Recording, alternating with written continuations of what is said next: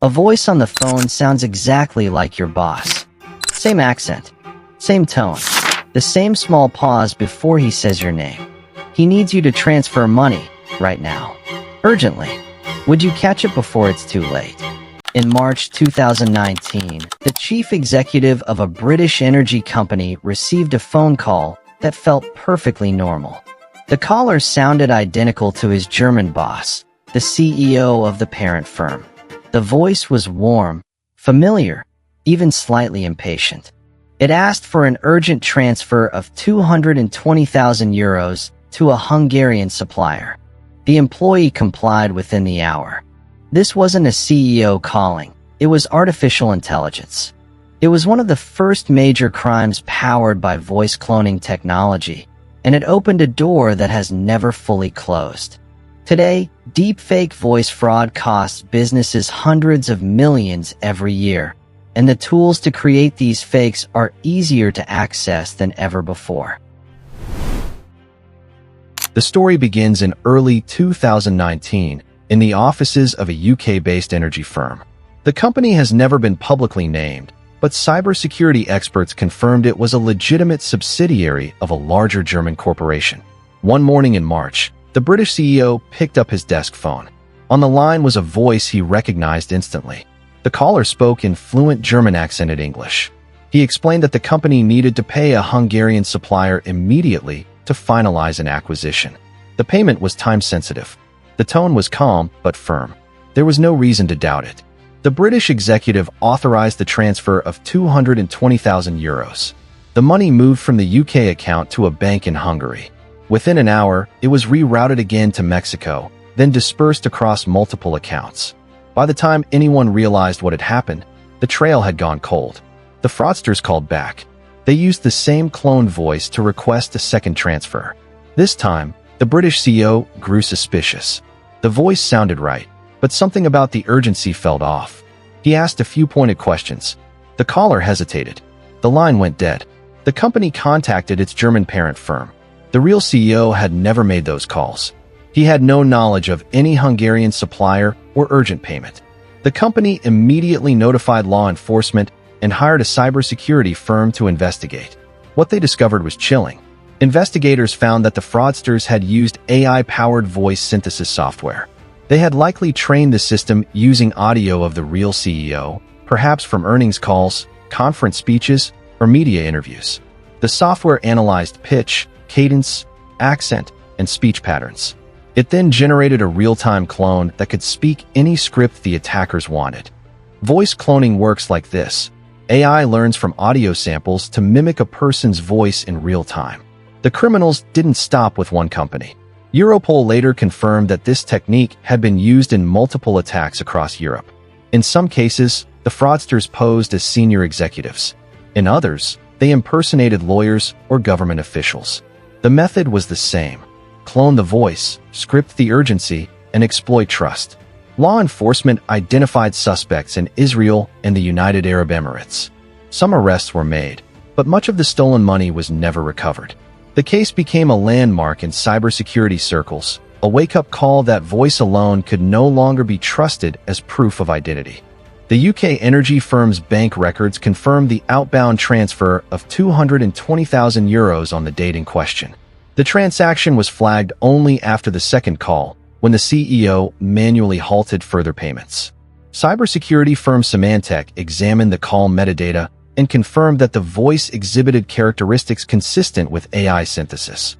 The analysis noted unnatural micropauses and slight tonal flattening in certain syllables, features typical of early deepfake voice models.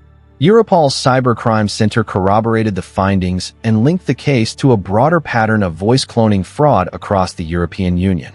They confirmed that similar incidents had been reported in at least 3 other countries during the same period. Audio forensics experts from UC Berkeley later published a technical breakdown.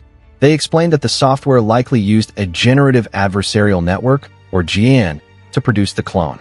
These systems require only a few minutes of sample audio to create a convincing imitation. What we know, AI was used to clone the CEO's voice. What remains unconfirmed, the exact software used, and the full list of victims. No criminal trial has been completed as of late 2024. Some suspects were detained, but extradition and jurisdictional challenges slowed prosecution. The energy company declined to comment publicly, citing ongoing legal proceedings.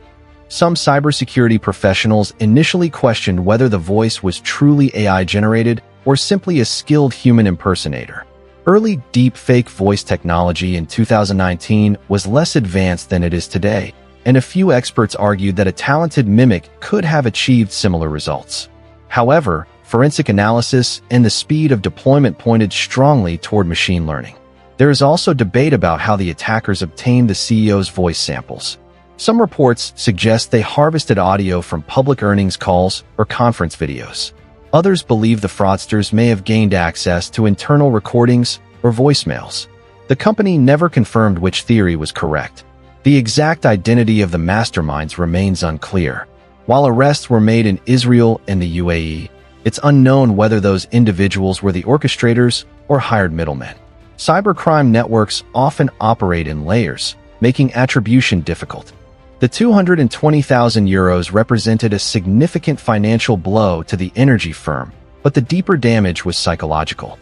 Employees who had worked with the CEO for years suddenly doubted their own judgment. Could they trust their ears? Could they trust their instincts? The attack didn't just steal money.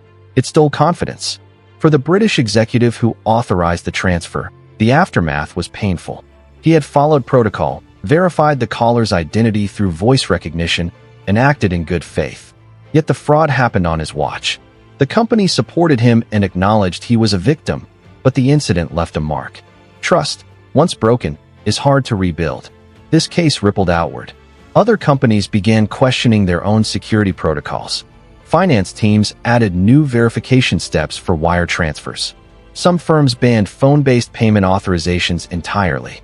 The invisible cost, measured in lost efficiency and heightened paranoia, is impossible to calculate. Voice has always been a trust anchor.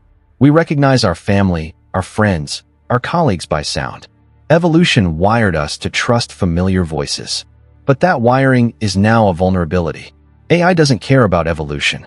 It learns patterns, mimics them, and exploits the gap between what we hear and what is real. Think of voice cloning like a perfect forgery of your signature. For centuries, signatures were proof of intent. Then photocopiers arrived. Then digital scanners. Now, signatures are checked against databases and verified with secondary ID. Voice is going through the same transition. It's no longer enough on its own. The 2019 energy fraud was a warning shot. Since then, deepfake voice scams have exploded. In 2023 alone, the FBI reported losses exceeding $2 billion from fraud involving synthetic media. The technology is cheaper, faster, and more accessible. A decent voice clone can now be made with under 5 minutes of audio and free software. This isn't just about money. It's about identity. If your voice can be stolen and weaponized, what else can be faked?